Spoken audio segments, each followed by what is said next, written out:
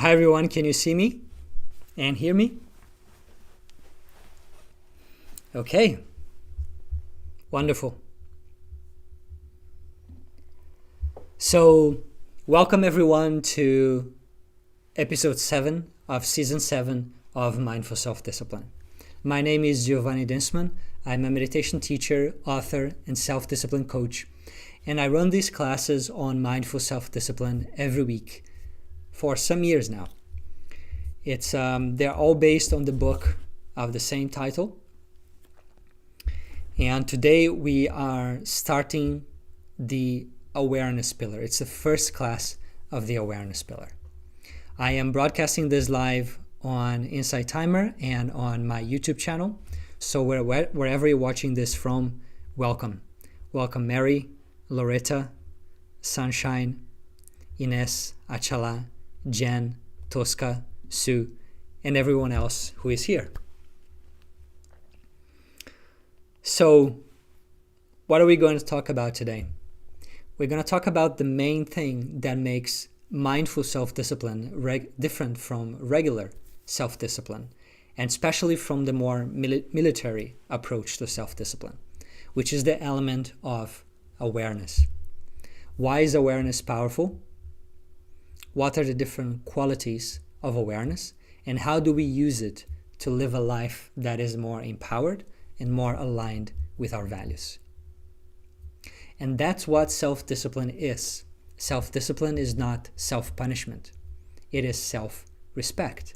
It is you living life in harmony with your goals and values. It is you keeping your promises to yourself.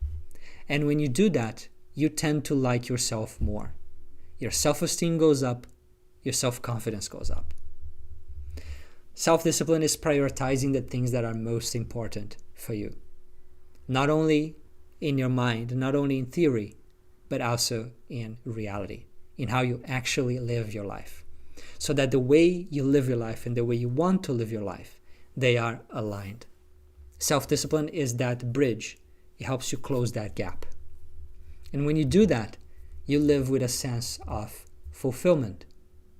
You feel that today was a good day, that I lived according to my values, my goals, my aspirations, that I'm taking a step forward towards what matters for me.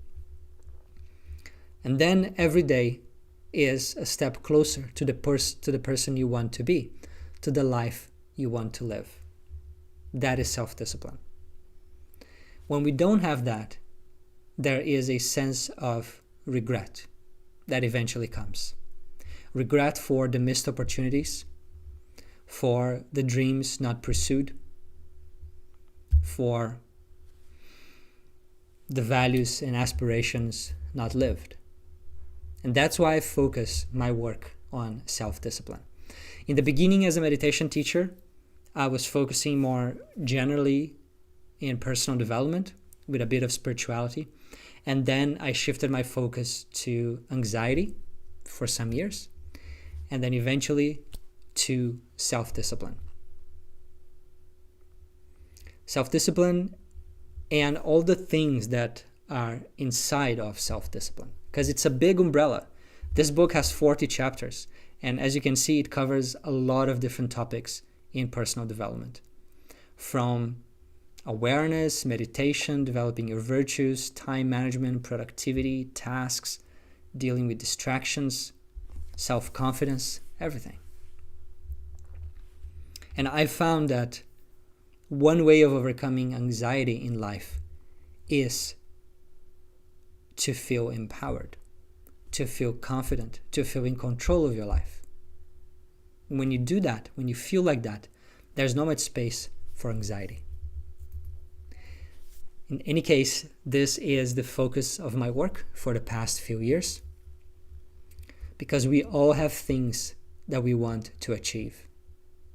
We all have a vision, whether that vision is clear and front and center for you, or that vision is buried within yourself, perhaps under layers of fear or distraction or busyness, but that vision is somewhere in there.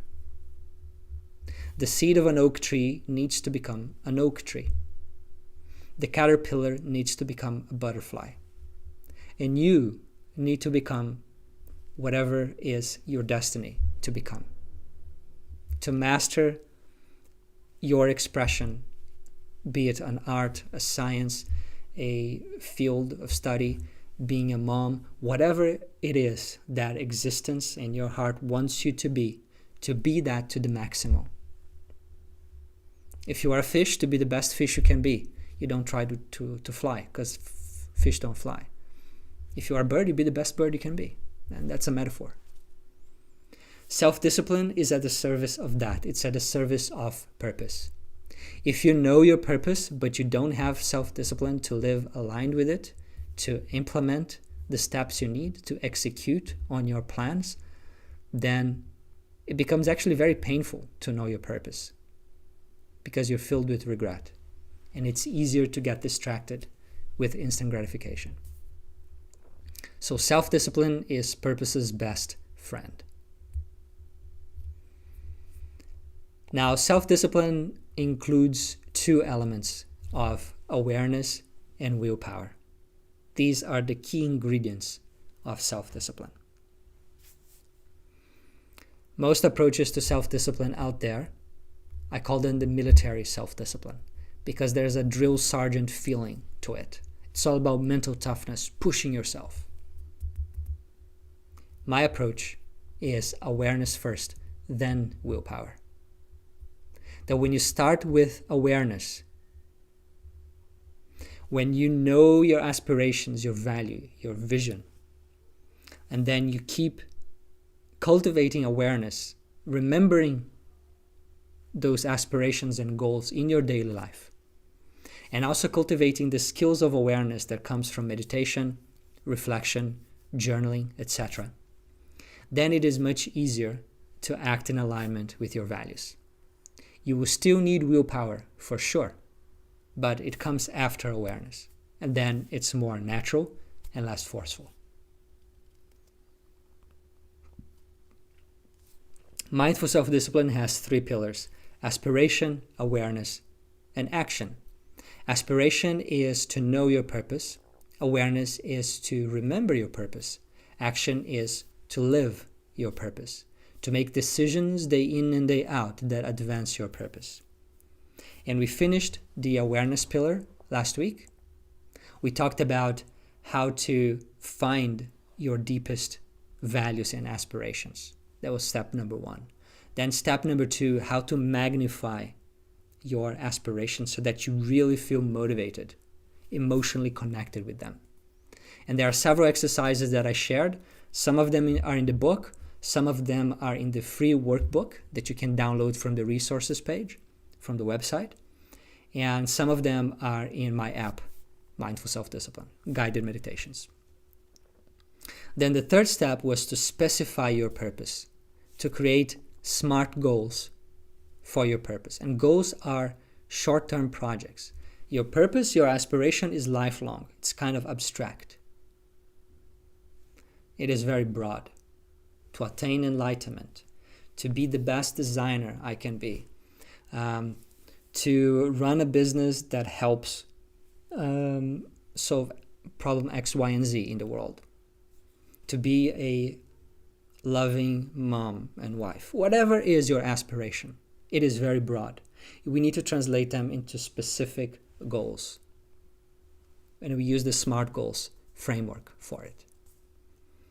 Then step number 4 is to prioritize your aspirations. We have 3 resources in our life: our time, our money, and our energy. And if you want to make your aspirations real in the future, you need to make them real in the present. And you do that by dedicating some part of your 3 resources to your aspiration every day, or at least regularly enough. And then the other steps of the aspiration pillar were about developing certain virtues that help you embrace your aspiration. We talked about ownership, which is taking full responsibility for your life. It's the opposite of blaming and victimization. And self-confidence, the topic of my upcoming book, which is to believe in yourself, to believe in your goal, and to believe in the path you have taken to your goal. Then we talked about identifying and overcoming self-sabotage, which is when part of you wants the goal, but another part of you doesn't. Another part of you is afraid of the goal. And so that needs to be seen and resolved. Otherwise, you're trying to move forward with the handbrake on. It would take a lot of effort, and you might not go very far. And finally, we close the aspiration pillar talking about sacrifice, which is our willingness to let go of the things that are not aligned with our vision. That we are free to choose any vision. We are free to decide who we want to be. We are free to pick up any goal, but not the price. The price tag comes attached. And if we are willing to pay the price for our goals, we can have them. So that, my friends, is a quick summary of the past 4 classes where we talked about the aspiration pillar. Now, for those of you who were here in those past classes, I would love to hear from you in the comments. What is the key takeaway of all these classes in this season? What is the main thing that you really needed to hear and pay attention to and implement in your life? So, if you were here before, please share that in the comments.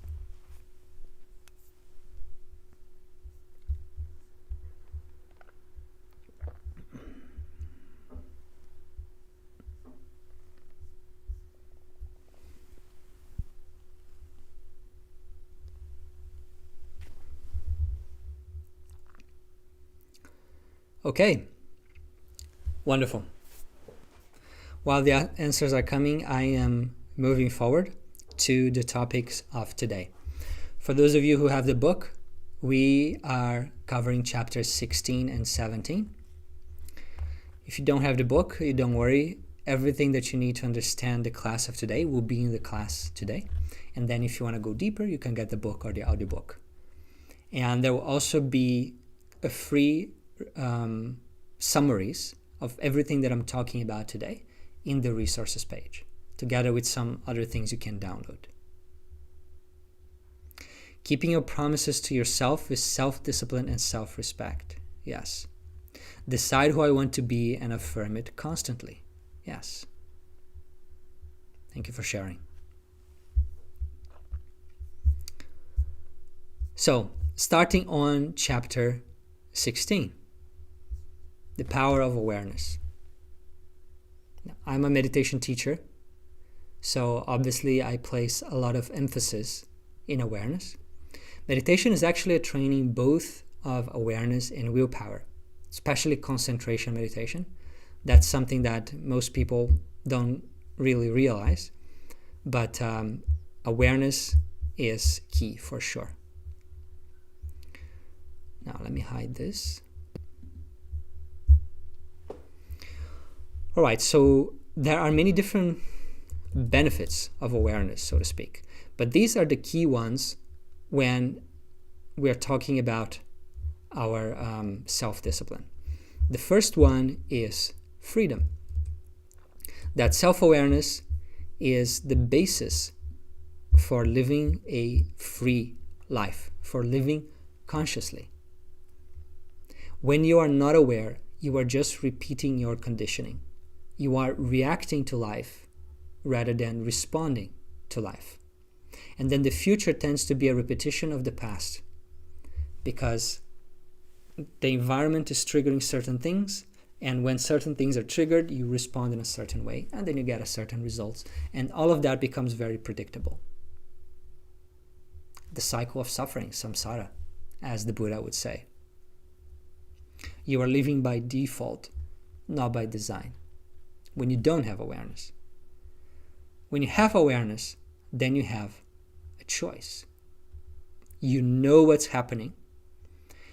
And if you want to go right, and your thoughts, your impulses, your emotions, the pressure from the environment, any of these or all of these together are telling you to go left, but you are aware of what's going on, and you are aware that here is where your aspiration lies. This is where your value is pointing. That the pointer of the compass of aspiration is pointing this way. Then you have the ability to take the right turn. If you don't have that awareness, you will gravitate towards the loudest voice in the moment. And that may not be, as it often is not, what is most helpful for your long-term goals.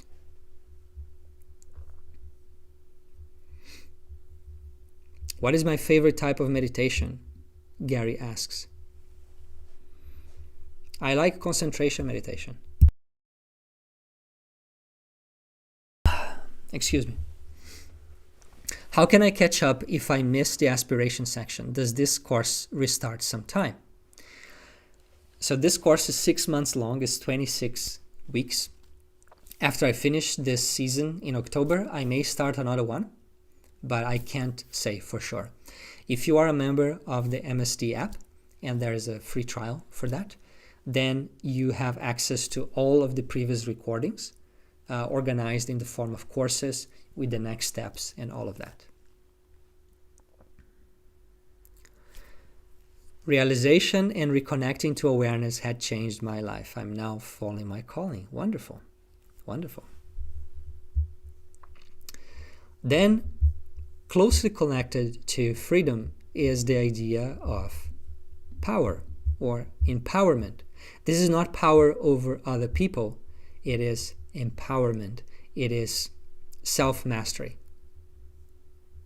That when you have awareness, when you're living with awareness, you have the ability, you are more in control of your life. You have the ability to shape your personality and your destiny. Because your thoughts, your emotions, your self-talk, your actions, all of this forms your personality, your character, and the reality you experience. And it is only through the power of awareness that you can notice these patterns and then make a change. So awareness makes you more empowered. Together with the concept of awareness is the idea of acceptance.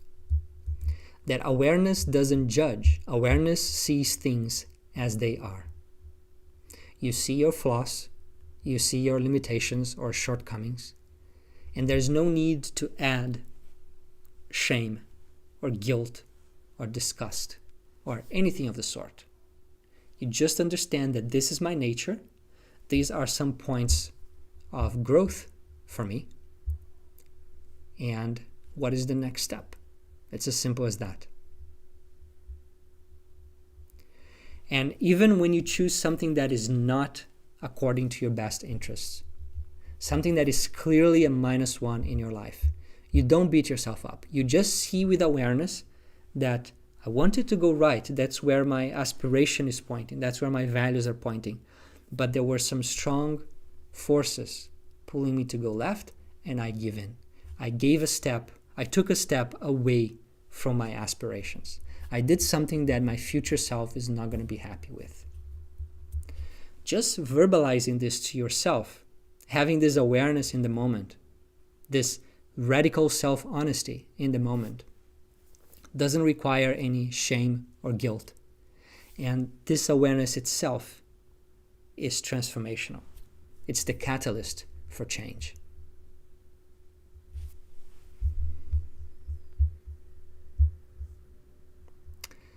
Alignment. Well, there's a big overlap between many of these items. Alignment. You cannot be aligned with your values if you're not aware of your values in the moment. If you remember your values, you can take action on your values. If you remember your goals, you can take a step toward your goals. If you forget your values, if your goals are not in your mind in that moment, you will not take a step towards them. Because typically taking a step toward them is difficult. It requires effort. It requires us to be living on purpose. And for that, we need to be aware. So awareness is this remembrance, this keeping in mind of what is important, that allows us to pause our conditioned responses, that gives us option to do something different, to do something better.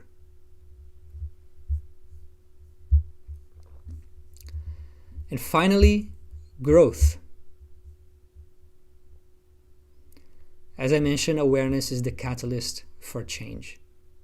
If there's something in you that needs to change, if there are some patterns in you that are not helpful, that are limiting, that are just a fruit of your old conditioning, bad habits, the more you become aware of them, the more something starts getting mature for change.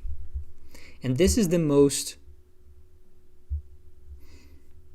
organic way of changing.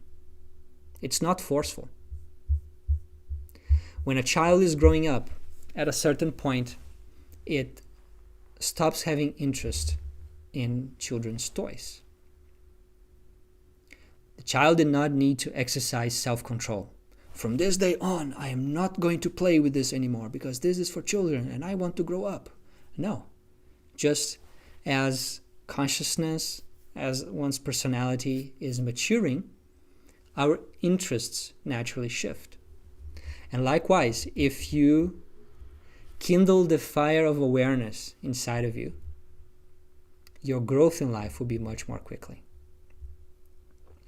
If instead you needed to repeat a mistake 5 times until you actually learn, maybe now once is enough, or 2 or twice.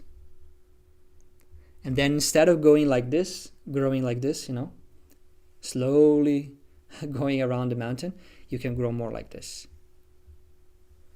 I know my image is small, so I don't know if you could grasp that.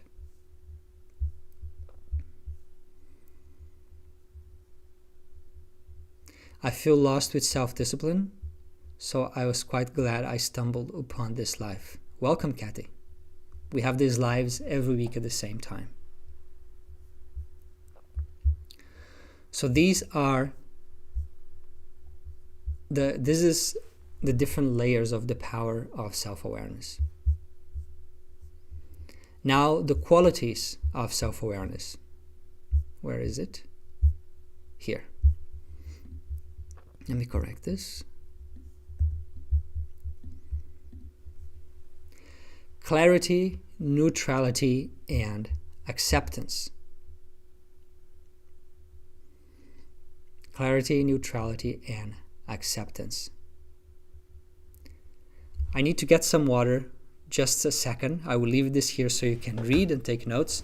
I'll be back in 10 seconds.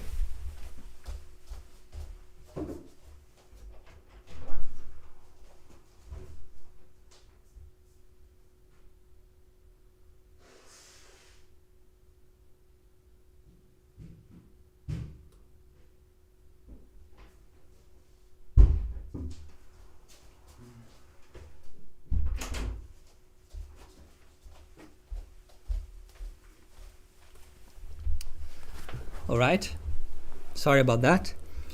So the 3 qualities of awareness. Let's start with clarity. And we just started talking about this, which is that radical self-honesty. That you may be doing something that is not helpful for your goals, but you become aware that you're doing something that is not helpful for your goals. Rather than pretending it's not there, rather than turning the blind eye and tell yourself an excuse, getting distracted, just become aware. It is better to be aware than not to be aware. And why are we often not aware in this case? Is because it's somewhat painful. It's somewhat difficult to see that. But it's better to be in that awareness, to be in that discomfort, because that discomfort will eventually mature into change. So that is radical self-honesty. You see things as they are without fooling yourself. You don't avoid the truth. You don't color the truth. even if it's uncomfortable. Swami Vivekananda used to say, comfort is no test of truth. Truth is not necessarily comfortable. So it depends on what we are seeking. Are we seeking truth or are we seeking comfort? Are we seeking purpose or are we seeking pleasure? There's a place for both, but as I argue in the book, it's first purpose, then pleasure. Even if you're breaking a rule, even if you are relapsing into old habits, just see it and say it to yourself, and that's okay. It's better than pretending it's not there. It's better than rationalizing. That's what we do, we rationalize. You know what? This doesn't really count. This is an exception because, and then we rationalize. That's not radical self-honesty. Radical self-honesty is, you know what? Yes, I know this is not good for me, yet I'm doing it. Okay? Continue cultivating this awareness and soon you will stop doing it without needing to beat yourself up in the process. Hi Maggie, welcome to the live. So, radical self-honesty means that you catch yourself in procrastination, in excuses, in self-doubt.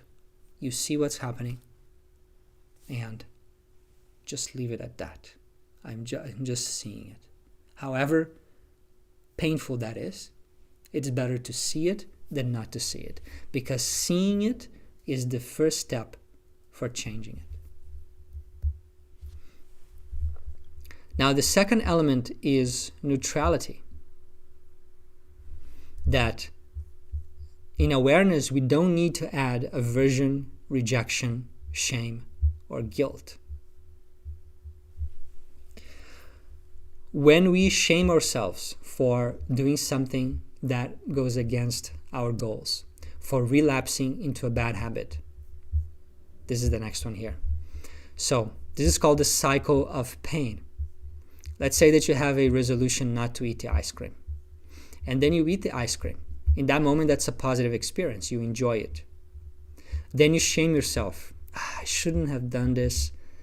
Why don't I have any self-control? Like this, I'm never going to achieve my health goals, etc. That's a negative experience. You are creating emotional distress. You're creating a state of stress for yourself. And what do we do when we are in a state of stress? Naturally, we want to relieve that state. So the state of emotional stress itself is another negative experience.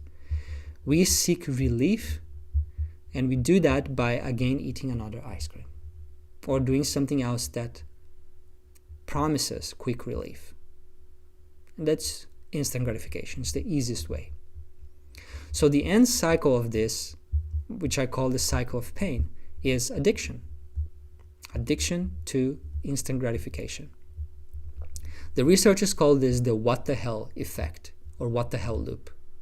That, hey, I'm shaming myself. I'm feeling really bad for doing this. So I would expect that means next time I won't do it because I don't want to feel bad again. No, that's not what happens. For majority of people, that's not how our brain works. So instead, what I'm proposing is the cycle of awareness. The cycle of awareness. You ate that ice cream. That was a positive experience. Even though it's a -1 in your goals, it's a positive experience in the moment. You become aware of it. And practicing awareness in the moment, it's something positive. Then you become grateful. You become happy that you noticed. Oh, I'm practicing awareness and that is a good thing. Then you recommit to your goal. Just awareness is not enough. You have that intention. Awareness, then willpower. First awareness, then willpower. That, okay, I ended up eating it, fine, it's finished. Now I'm recommitting to my goal. This is important for me because X, Y, and Z. This is part of the vision I have for myself. And so I want to be on track with this again, starting from now.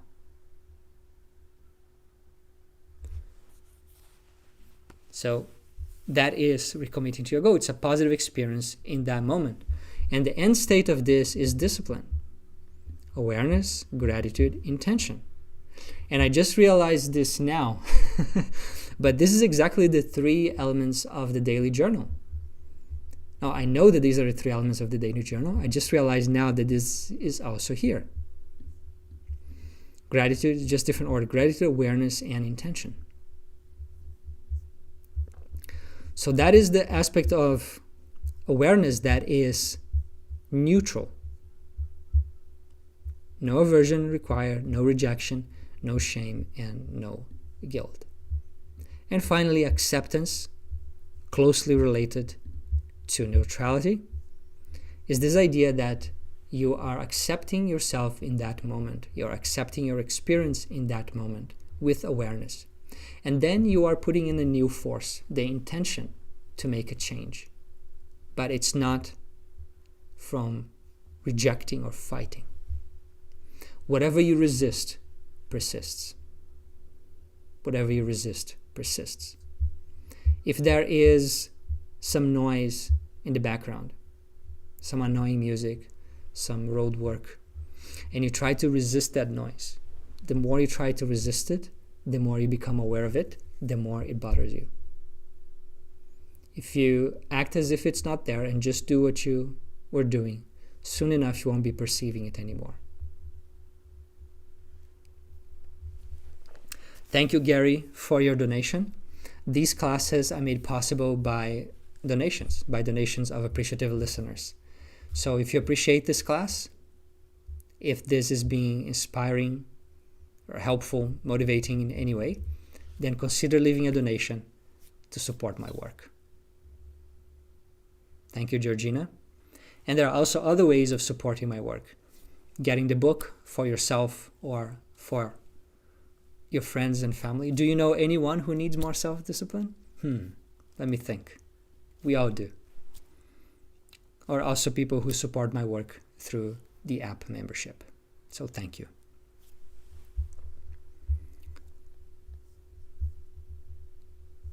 Then we come to the practices of awareness. Do I have it here? I do. And these practices are meditation, reflection, and integration. If you have meditation and integration, that's mindfulness. If you have meditation and reflection, you meditate and you reflect, you have wisdom.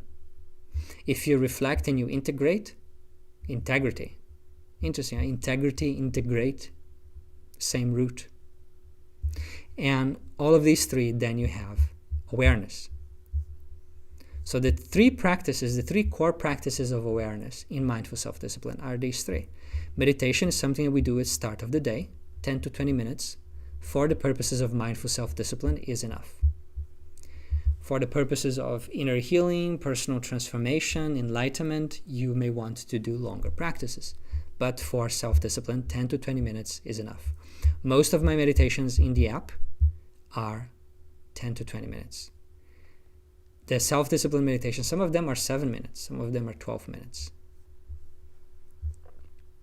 What do you do if meditating in the morning makes you fall back to sleep? Well, there are many different things that are involved in that. Are you meditating sitting on your bed, leaning on the wall, or laying down? Are you meditating in a dark room? Right? If you go and sit in a proper meditation posture with some lights on, after going to the bathroom and washing your face with some cold water, perhaps after having a bit of tea or water, and making sure that you have slept enough, you're not sleep deprived, all of this makes it less likely that you will feel sleepy during the meditation. Now, the type of meditation you're doing also greatly influences if you're going to feel sleepy or not, as well as your intention and general attitude towards meditation. But that is a longer conversation.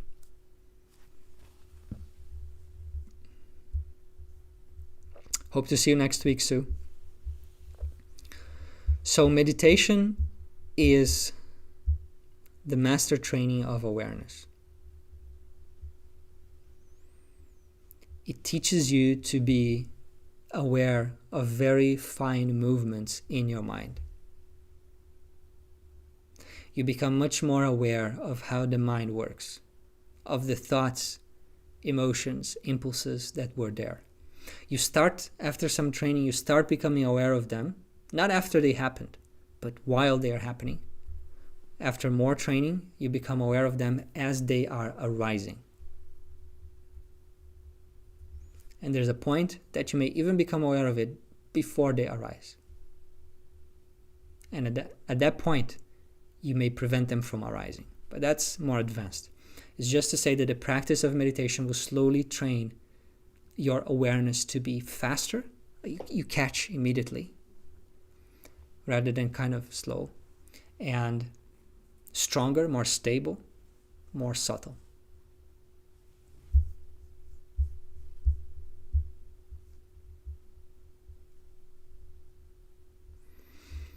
Integration. Integration is the PAW method, and that is ongoing. That's something that we do throughout our day.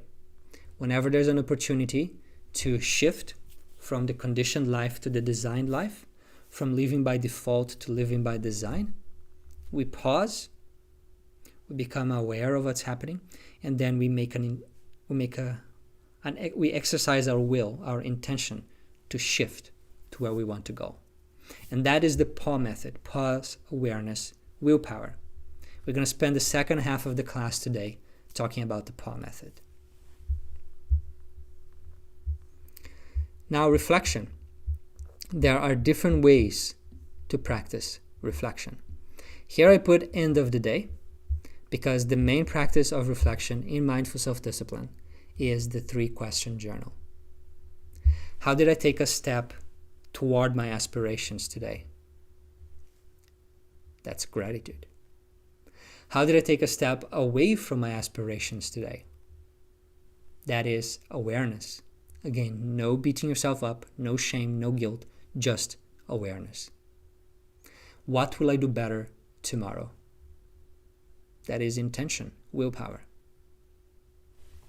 So that is the main practice of awareness. There is also tracking. Whoever I work with as a coach, we have a habit tracker. It's more than a habit tracker. If it was just a habit tracker, I'll tell them to use a habit tracking app. It's a spreadsheet where we track the key elements of their life on a day-to-day basis, the key disciplines, the key things that they want to be aware of and improve. In the Mindful Self-Discipline app, there's also the +1, -1 tracker, another tool to help you be more aware of your actions and their effects. And in the website, there is a link with recommended tools for awareness. The third way of practicing awareness, do I have this somewhere here? No. The third way of practicing awareness is through deep conversations. And that is when, with the help of another person, a person that can hold space for us, a person that has some presence, wisdom, and awareness to be there and to ask the right questions, to help us see beyond our biases and blind spots, because we don't know what we don't know. And that person could be a coach, could be a therapist, could be, if you're lucky to have one, a wise friend or partner. But a special setting needs to happen for that. So these conversations, with these conversations you can go much deeper than journaling and tracking, because it involves someone else that has a different perspective.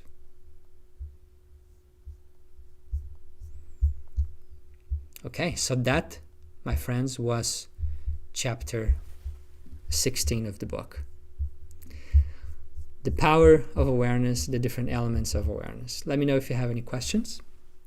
If not, we'll move on to chapter 17.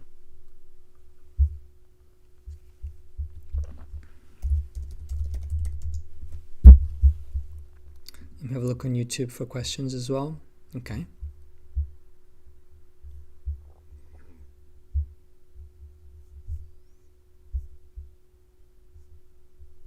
And yes, the resources are already there in the resources page. Now, how do you find the resources page? If you are watching this on YouTube, I'm going to paste the link here. On Insight Timer, I'm not allowed to paste the link, but if you search for my name, Giovanni, double N and I, you will find my teacher profile page, and the link is in my bio. What's the name of the book? Maggie, it is Mindful Self-Discipline. That's the name of the book. It's the name of this series on Insight Timer, the app, the website, everything that I do.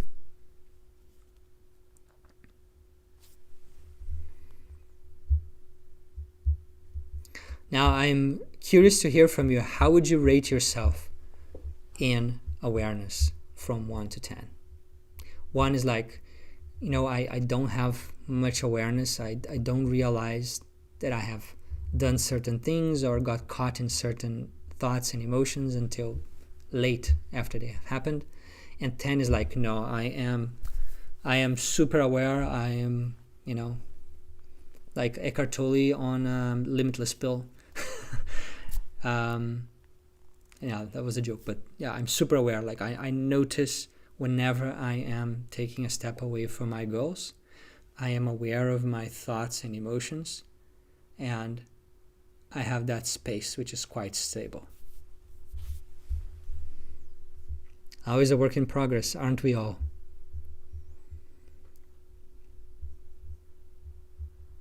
Okay. 7s and 9s. 2s, 6, 8. Yes.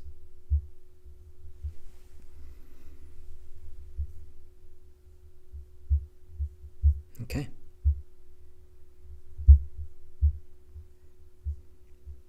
All right, thank you for sharing.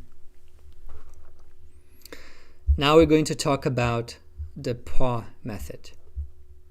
The PAW method is perhaps one of the main methods of the book, because it's where we plug all the other willpower methods.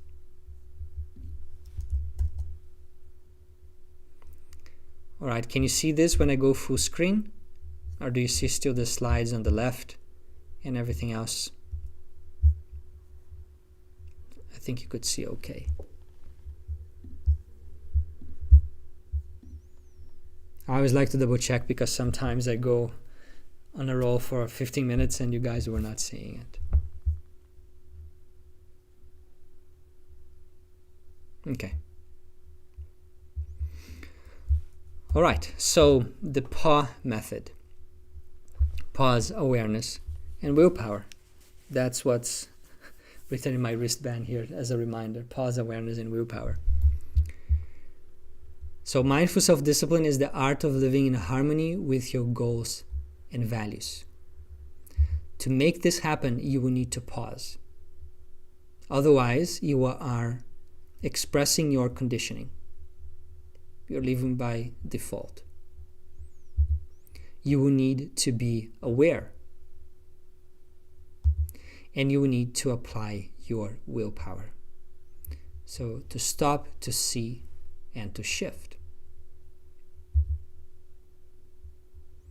The driving analogy. You want to go somewhere, you have a goal. The car is your vehicle. You want to get to your destination. You put that in your GPS. Now, the PAW method is like you approaching an intersection. You pause, stop the car. You don't just go with whatever is easiest. You stop the car. You be aware. Look at your GPS. Where should I be going? What turn should I take? Look around. Can I take that turn? Is it now the good time? And then willpower. You go for it. Even if that path is a slope, even if it's a bumpy road, if it's the path forward, you take it. So like this in our life, we approach many intersections in our day where we can go one way or we can go another way. We can take an action that is a -1, a step away from our goals, or we can take action that is a +1, a step toward our goals. The first step of PAW is P for pausing. Pausing is one of the main powers of meditation practice. If you have a daily meditation practice done in the proper way, then automatically you will pause more in your life. Now, if you intentionally want to integrate more pause in your daily life, it's not enough to just do the meditation 20 minutes in the morning and then forget about it. No, you have that intention of pausing more often before speaking, before reacting, before going for an impulse.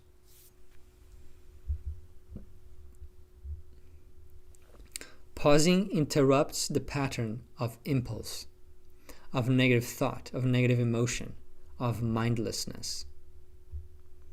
Some researchers call this the hot and the cool system of the brain.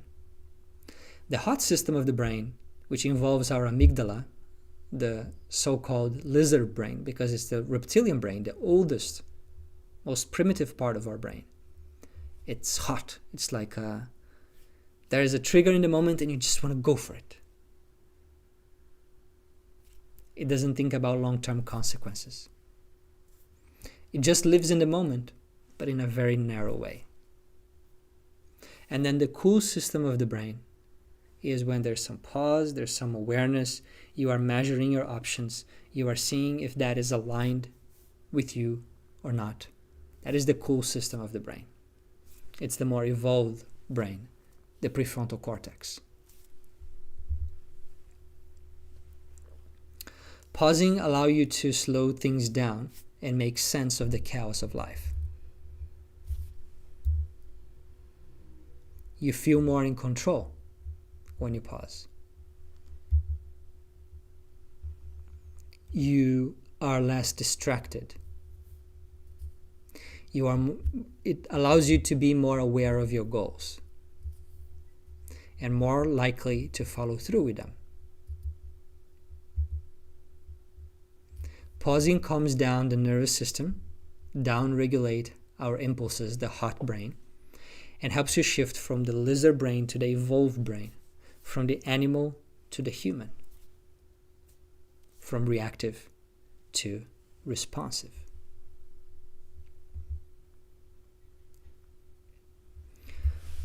So this is interesting. There's research showing that, they got divided people into two groups. One group of people just ate normally, and the other group of people ate with the instructions of mindfulness, that you become mindful of the food you're getting, the sensations of bringing the food into your mouth, the sensations of chewing and swallowing it and tasting it. And people who practiced mindfulness during eating, they got satiated with less food, and they went for fast food items, or they indulged in comfort food less than those who were just eating mindlessly.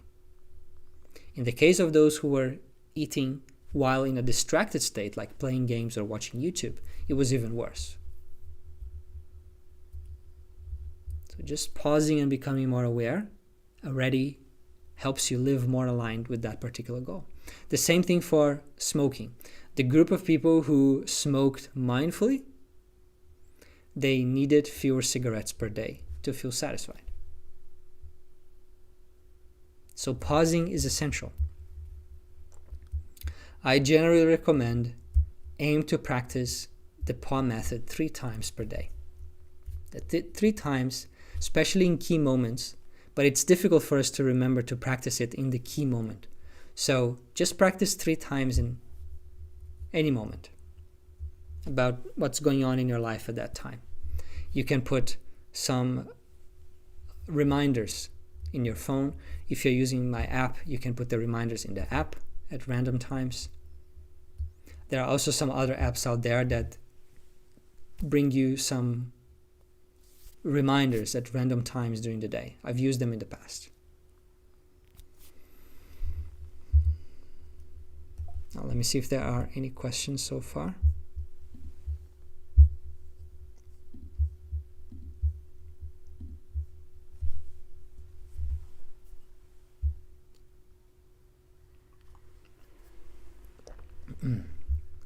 Okay, so moving on. Now, how do you practice pausing? In a way, it's a funny question because we all know how to pause. How can we become better at pausing? It's first about remembering. So we need things that remind us to pause. Using an app or something of a Fitbit or Apple Watch, whatever, that reminds you at random times to pause is a good idea. Or using an object such as this bracelet here, and you program yourself that whenever I see it, I'll remember to pause and do the PAW method. So that's the first thing, remembering to pause. And then when you pause, you can do a 1-minute meditation, if you like, to enhance that pause. These are known as mini meditations. You do them throughout your day, and at the end of the day, you will feel less tired. You will be more aware. The daily 3-question journal will help you be better at pausing. If every night you ask yourself, how did I take a step forward toward my aspirations? How did I take a step away from my aspirations? What will I do better tomorrow? You are training your brain to consider those moments, to review your day, to live your day with more awareness. And that will translate to you pausing more. Talked about that. Now, how do you pause in the moment? The easiest way is 3 conscious deep breaths.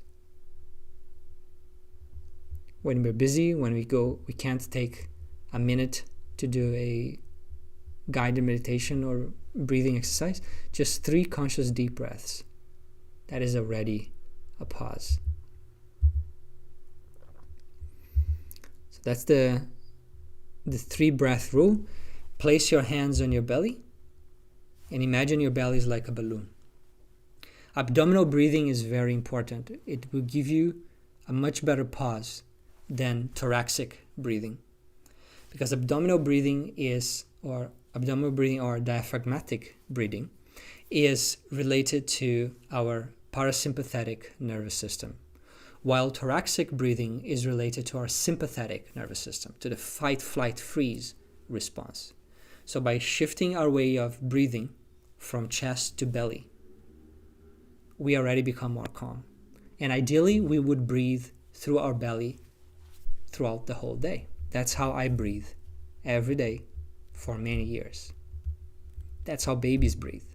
But for most of us, we develop poor breathing habits. Now, as you breathe in, your belly expand. And as you breathe out, it relaxes back into its original position. And let your breaths be slow, deep, and even. 3 breathings like this, 3 breaths like this, and you already feel different.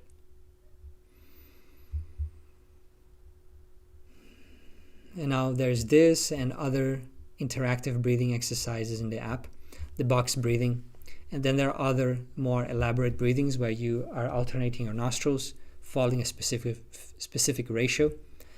But the 3-breath rule is the simplest. Now, second step is awareness. If you're not aware of your goals, you're not taking action on your goals. If you're not aware of your values, you're not making decisions that affirm your values. In the awareness step of PAW, you first remember your goals. Then you recognize 2 things.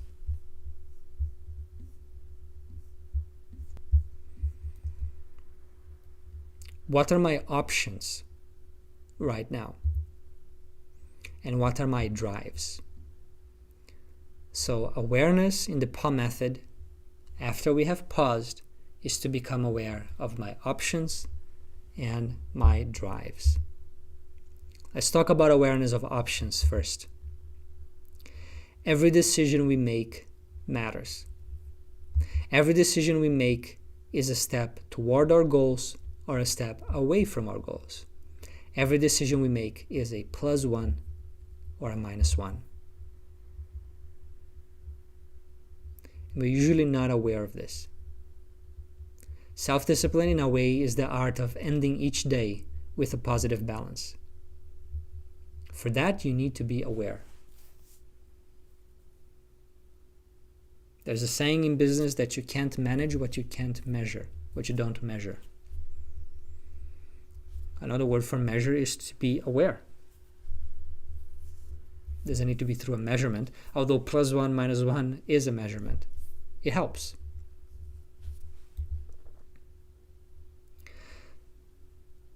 So, if you develop this habit of labeling each option in your mind, or maybe in the tracker, as either a +1 if it takes you a step closer to your goal, or a -1 if it takes you a step away from your goal, then your awareness will become much sharper. Sometimes you may want to actually go through the whole process and track, and sometimes it's just in your mind like, that's a -1. That's a +1. You can use a notebook, you can use the app, you can use your mind. Just in your mind, you will not see how you're progressing, but it still has the effect of developing awareness. Now, is this still awareness of your options? Yes. Okay. Now, this is a diagram that it's there in the book, in this chapter. And it's this idea that if our 3 pillars of aspiration, awareness, and action are strong, and we have developed the 4 virtues, all of this helps us to have self-discipline. And when we have self-discipline, we are taking steps towards our designed life. Every time we do that, it's a +1. If these elements are weak, and we are engaging in the 7 enemies of self-discipline, then we will lack self-discipline.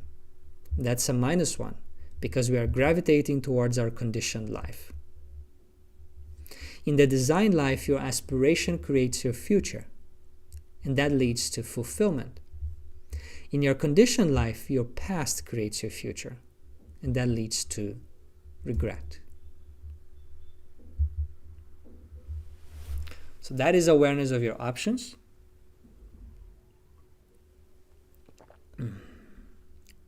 The second aspect of awareness in PAW is awareness of your drives. Now, you could say that this is optional, but it's very helpful.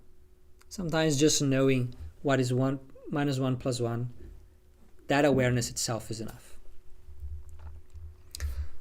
But sometimes we need more awareness. We need to be more clear about what's going on.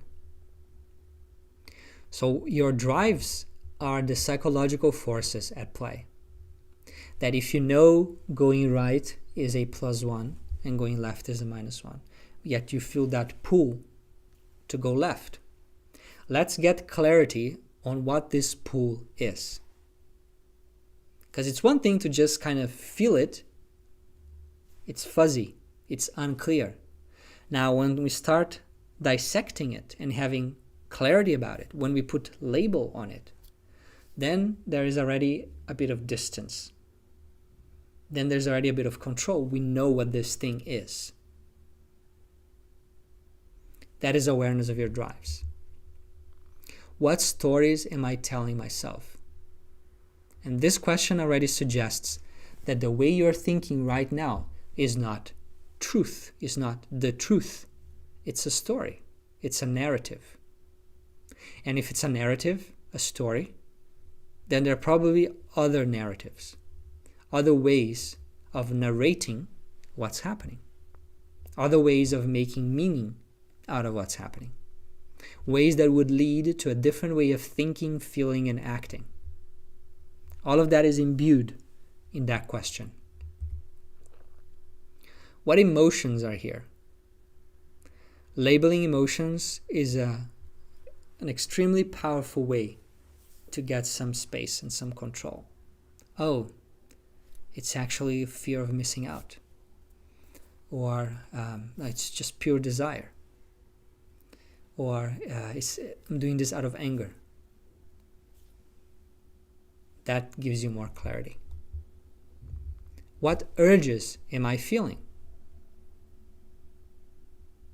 Urges are impulses. And what is my secondary gains from this? Secondary gain is a concept from coaching that is the benefit of you not changing your behavior. That you say, like, I want to change my behavior so that I achieve X, Y, and Z, so that I am this type of person that I want to be. Now, another part of me may benefit from me not changing the behavior. Another part of me wants something else. And we call this self-sabotage. We spoke about it last week. It's not really self-sabotage because the self is not sabotaging the self. It's just that there are different parts in us, and each of them have their own agenda, desires, and fears. Sometimes, often, they are in conflict with each other. We need awareness to see this and to resolve this.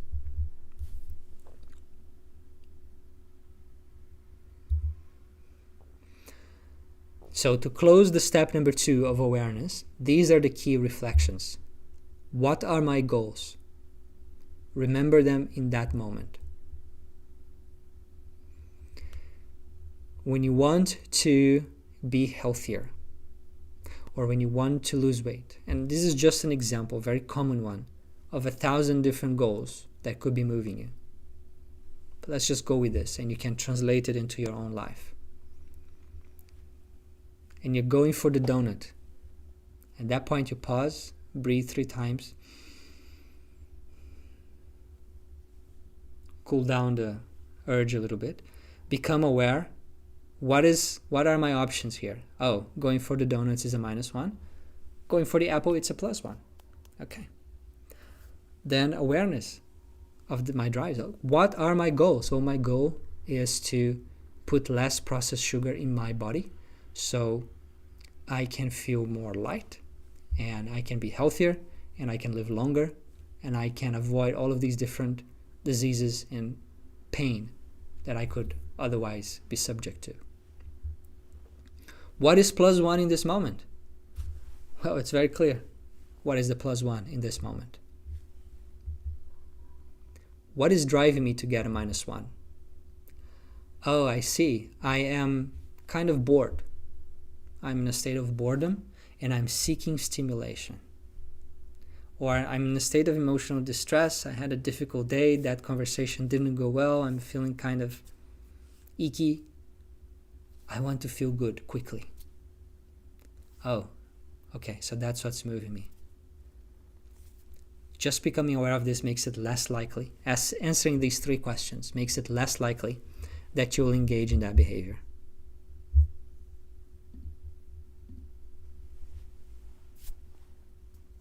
Because then, when you have that clarity, you could ask yourself like, all right, I know what I want, I know what I should do to get a +1, and I know what is making me get a -1. What can I do about that thing, about that part that is going in the wrong direction? Can I find another way to stimulate myself that does not involve me taking a step away from my goals? Can I find a different way to soothe myself that doesn't involve eating the donut?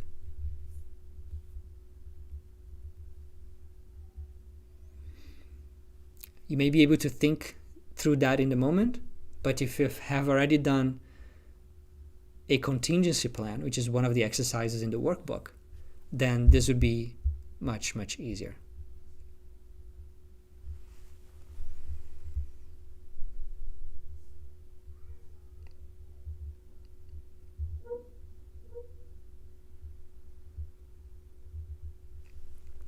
Ian asks, aren't most decisions neutral, not relevant to one's goals, are toward or against? Many decisions are like this. You can say, we make thousands of decisions every day, including the decision of what should I wear today. That's not a step forward or against my goals. So many decisions are like that. But some decisions are +1 or -1. And we probably have at least 10 of those decisions every day, maybe 20 or 30. And we can practice the PAW. We don't need to practice the PAW method with all 10 or 30. But if we practice with a fraction of those, something already begins to change.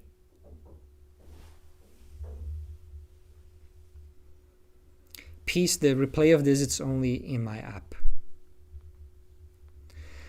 Anna, I am often just too tired to do a +1 decision. Yes. So that's the thing. The +1 in the moment may feel difficult. Like, I don't want to do it. What do we do in that case? Can you make it easy? Can you make it easier? Can you break down that decision into baby steps? All of this is in the book. All of this we have covered or will cover. Can you have another form of that decision, of that activity that is easier?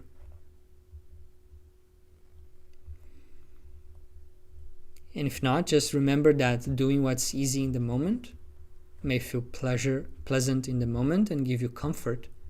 But if it hurts you in the long term, your future self is not going to be happy with your decisions. These little decisions compound. And what is hard today is going to be easier tomorrow. Every time you decide to procrastinate, you are training yourself to be a better procrastinator. Every time you tell yourself an excuse to go for a -1, you're making that habit more addictive. Every time you say no to focus and yes to distractions, you're making distractions more distracting. We're going to talk a lot about this next week.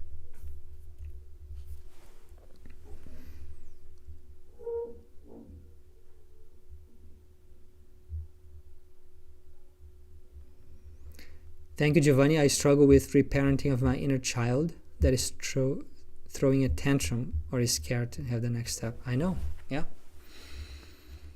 That's the case for many of us. It's that self-sabotage we talked about, which is not really sabotage. That part, the inner child, is doing its best to help you. But through awareness, we need to work through this and find a way of making all our parts be on the same page, on the same team. And when that happens, we achieve the state of integrity. Integrity means to be one. It comes from the word integer, one. Integrity. It's a process, for sure.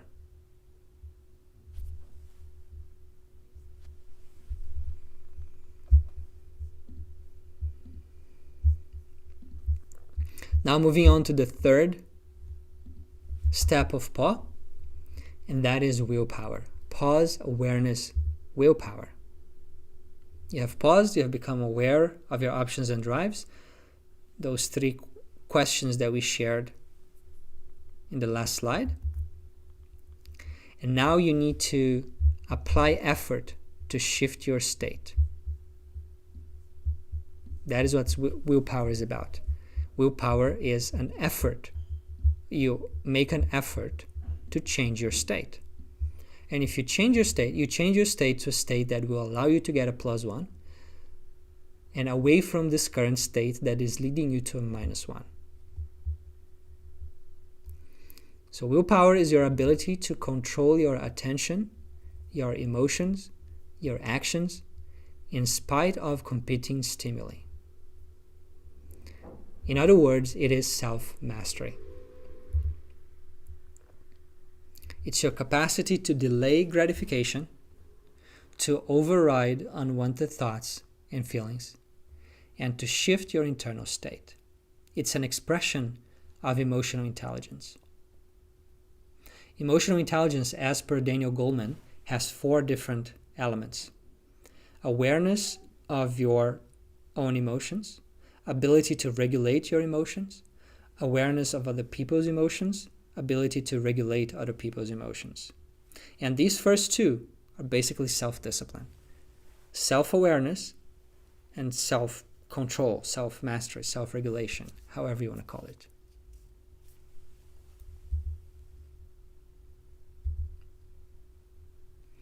So the last step of PAW is to shift your state using willpower.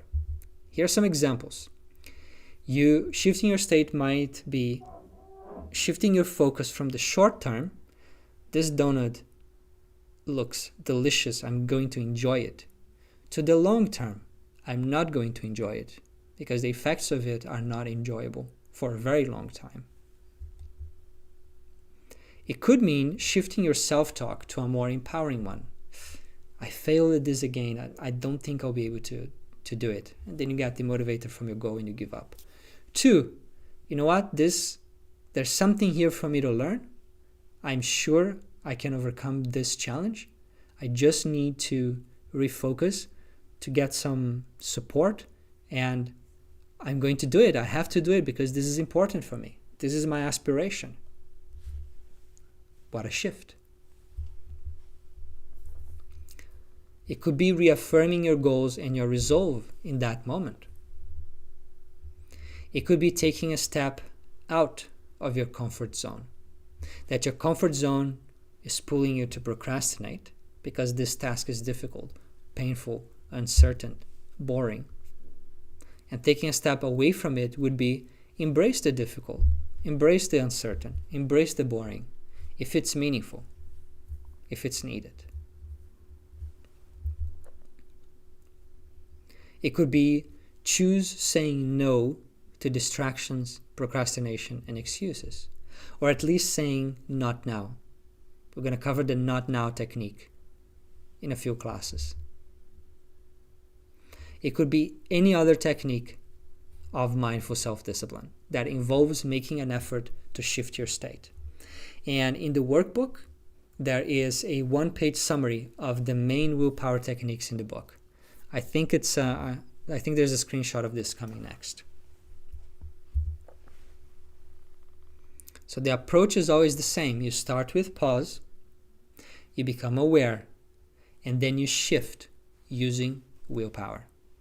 Now, the way you're using willpower varies according to the challenges you usually are facing, according to the situation, etc. Pause and awareness is always the same. So there are some free bonuses that are related to this particular class. You can find them in the resources page, or you can email me. Let me see if you guys can. Yes. So this is the one-page summary of all the main techniques of willpower, the chapter that you find them, and the kind of one-sentence summary of what they are about. And then there are the PAW Method phone wallpapers that you can download for free in yellow and indigo. I guess we can call that indigo, the colors of my brand. And you can use that as a way to save that to your phone, and whenever you see it, people usually open their phone 100 times a day. If every 5 times you open, you think about it once, what's that? 20 times a day you will remember, pause, awareness, willpower. So all of this you can download for free in the resources page. If you can't find the resources page, you can send me a DM on Insight Timer or email me, and I will show you the way. And then for people who are members of the app, there is the interactive PAW method. You start with pausing, you choose your breathing technique, then awareness with the questions here, and willpower. All right, so I'm going to take a break. We are almost finishing this class. And let me see if there are any questions.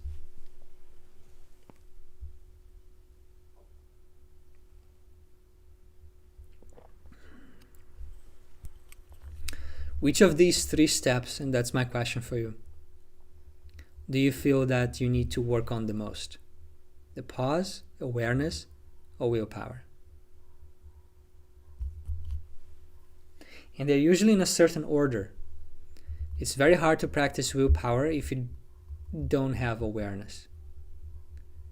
And it's very hard to practice awareness if you first don't pause. In autopilot, you cannot practice awareness. Willpower.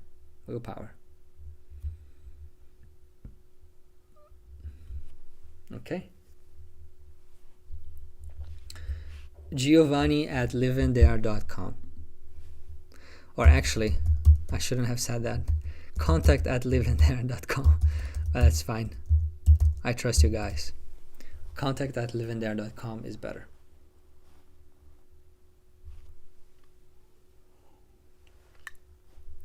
See, in that case, the awareness was delayed. I became aware after saying it, not before saying it. Usually I am aware before saying things.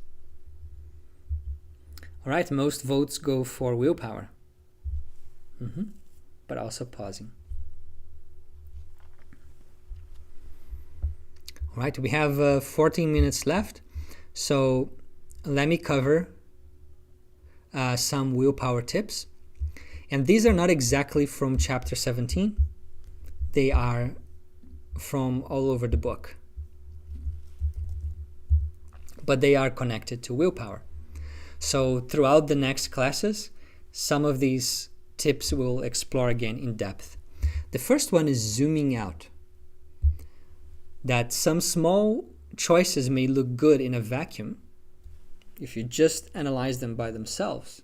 Eating the donut, snoozing in the morning. But they compound over time. They hurt you over time.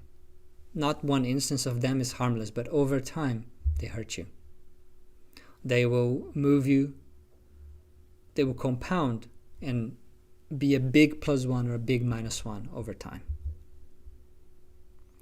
So what you can do to help you exercise willpower in the moment is to zoom out from that narrow perspective of, does it feel good here or now or not? Is it comfortable or not? Zoom out from that narrow perspective and see that choice as one in a series of choices. That every decision is a commitment. Every decision is a commitment to who you want to be. That every decision is training you. Okay, that's going to be here. So this is the questions you can ask to zoom out. Am I happy to make this decision a habit? So you're linking it with the idea that it's not a one-off. It compounds in one direction or it compounds in the other direction. Am I happy to make this decision a habit? And here is the one I was going to say. Am I training myself to succeed or am I training myself to fail? Which version of myself am I voting for? Am I taking a step toward my aspirational identity or my conditioned identity? 3 powerful questions for you to reflect. Now, these willpower tips here, they are not there in the resources page because I have gathered them from different chapters, but they're all there in the book and they're going to be in the future summaries there. This one here of zooming out, I will cover it next week in depth. The second tip is be kind to your future self. The reality is that our present self feels more real than our future self. So the brain has a natural bias towards instant gratification. The brain's main project or purpose is survival. And for survival, we need to save energy. So when there's an option of getting satisfaction right now with little to no energy required, instant gratification, the brain loves it. Let's go for it. Rather than waiting and working hard for something bigger. It's again that battle between the lizard brain and the evolved brain, the human and the animal. And which is why self-discipline can feel so difficult and regret is so commonplace. We go for the joy of instant gratification, which is shallow but easy, instead of going for the joy of our aspirations, which is deep but delayed. So we have this tendency to burden our future self. We choose to overspend today, believing that the future self will save better or earn better or work harder. That we go into distractions today, thinking that tomorrow the distractions will be less distracting. We procrastinate today thinking that tomorrow we will be more focused. You see how with these decisions we are burdening our future self? Instead, let's practice this concept, this commitment of being kind to our future self. Because the future self is you. The future self is you. You are the future self of yesterday, of 3 days ago, 3 weeks ago, 3 years ago. So these are all examples that I end up giving.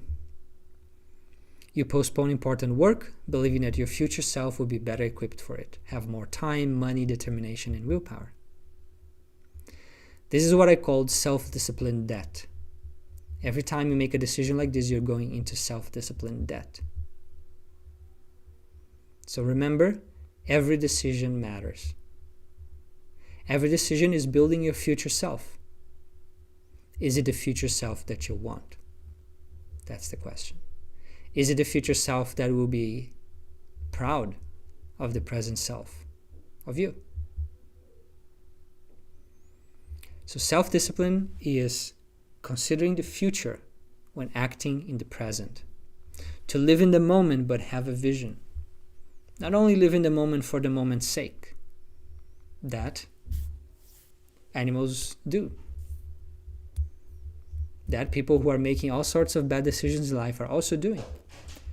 It's about living in the moment, shaping our moment according to our vision. This is living mindfully and consciously. Tip number 3 is to embrace discomfort. That discipline and effort often feel uncomfortable. And if we know that, if we are expecting that it will be like that, if we're willing to open our hearts and say, yes, that is okay, because it's at the service of something bigger, then we're going to be all right. The lizard brain hates discomfort because it has no concept of long-term goals. It's a form of pain, and it wants to avoid pain in the moment. And remember that once that habit gets built, once you start getting momentum in your goal, then everything gets much easier. Once you commit to an activity, don't assume that you will feel like doing it. Instead, assume that it is going to be difficult, that is going to involve some effort. And when you make that assumption, you are preparing your mind that I'm going to need willpower for this. You are allocating willpower to that task. Probably more than the task requires. But then you feel that you have a surplus of willpower in the moment. And it feels easy. It feels like it's flowing, rather than you have a lack of willpower in the moment.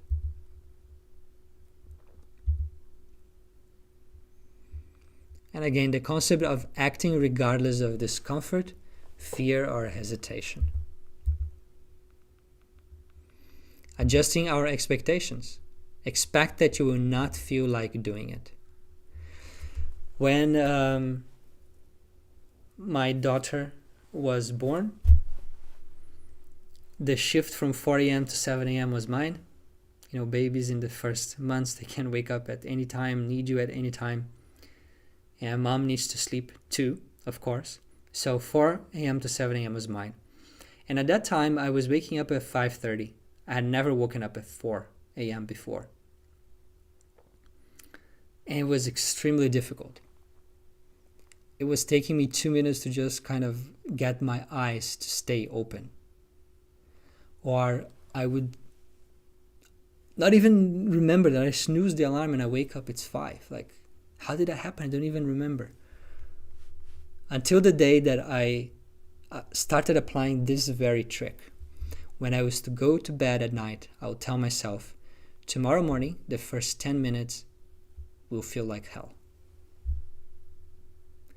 I'm preparing myself. I'm allocating willpower. So doing that, together with putting my phone on top of the bookcase. So I actually have to kind of do like this to pick it up. Impossible to turn it off unconsciously. So these two things together made it possible. It was never hell. It was never that difficult. But I was prepared for that level of difficulty, and therefore anything short of that felt okay. So adjust your expectations of how easy or how difficult it will be to act in alignment with your values. Expect it to feel uncomfortable. Expect it to feel difficult. And be ready to meet it. And it will actually feel easier than you expected.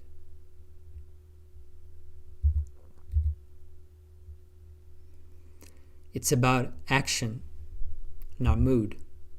It's about our commitment, not our motivation. It's about our purpose, not comfort. And if you can, learn to love the process. That is the concept of positive reappraisal. We'll cover that 2 weeks from now. If you can't love the process, if the process is going to be painful and there's no way you can change that, then learn to embrace that pain. And there's the ROAR method included in my app, and we're also going to talk about it 2 weeks from now.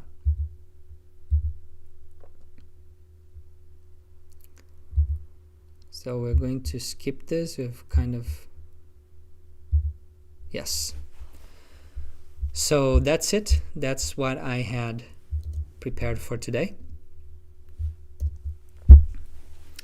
We talked about the power of awareness, how that makes the whole self-discipline journey different. We talked about the 3 different aspects of awareness, the 3 practices of awareness, of meditation, integration, and reflection. And then we talked in depth about the PAW method. Pause with deep breathing, always the same, at least 3 times a day. Awareness, those powerful questions that make us more awake, more aware.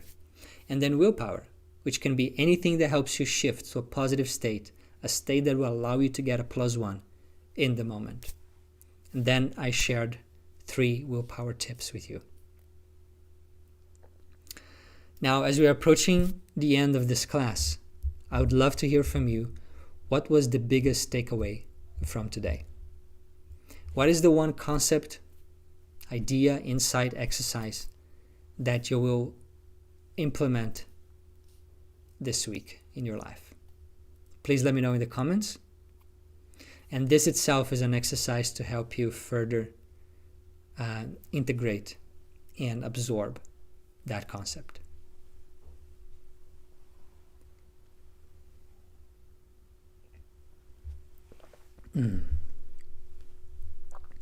Pause and abdominal breathing, embracing discomfort, make an effort to change my state,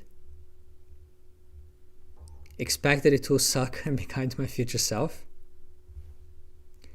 end of day reflections about +1 and -1, random pausing using an app that will help remind me to pause. Yes. There's one app. So in my website, there is a link called Recommended, where I've put all the apps that are good for all these different aspects.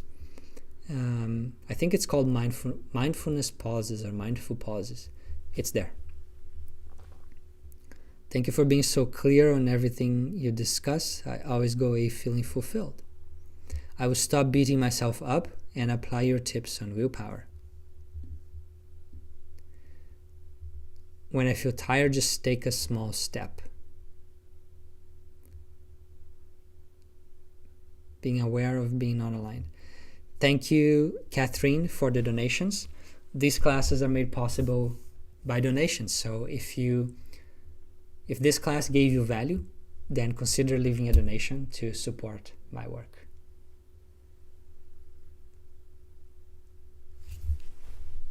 Every decision is building my future self. Not being ashamed of when I'm not aligned. Yes, okay. So many lessons. This is a very important class. This class on the PAW method, it's very important. So you were here, you watched it, you're going to practice it. That's wonderful.